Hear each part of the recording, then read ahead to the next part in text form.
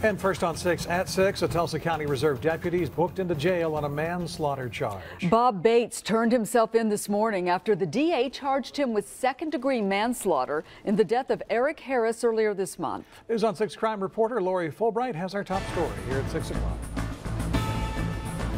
It took about 15 minutes for Bob Bates to be booked into jail and then released. He was fingerprinted, he had his mugshot taken, and then the bond was set at $25,000. That is an amount that is set by state law for a manslaughter charge.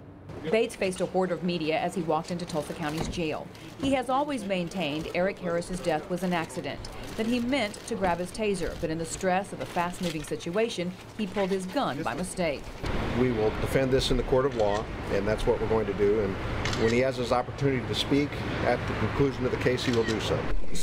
Records show Eric Harris is an ex-con who was caught on tape moments before the shooting selling a loaded gun to an undercover deputy. The sheriff's office says Reserve Deputy Bates was stationed blocks away from that sting operation and the arrest team. They say Harris took off running in that direction and was taken to the ground near Bates' location. This audio tape shows representatives from the sheriff's office meeting with Harris's brother Andre the very next day. I'm sorry for your loss. I am. It's tragic. I got about 2 hours worth of sleep, still got yards to cut, got to plan a funeral. I've had better days. Harris's family released a statement that says in part they see the manslaughter charge as a first step toward justice and healing for the family. They acknowledge many good deputies work for Tulsa County, but they are frustrated Sheriff Stanley Glanz has not personally apologized to them or indicated he plans to make policy changes. Harris's family has raised concerns about Bates's donation to the sheriff's office that includes 6 vehicles, a camera, a computer, and a radio.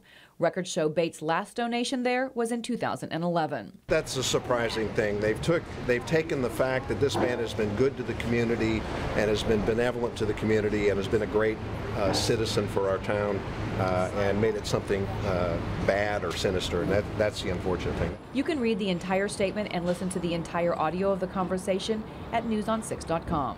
Bates' attorney says they are done talking about this case. They will not be issuing any more statements. They say they will be doing all their talking in the future in court. Lori Fulbright, News on 6.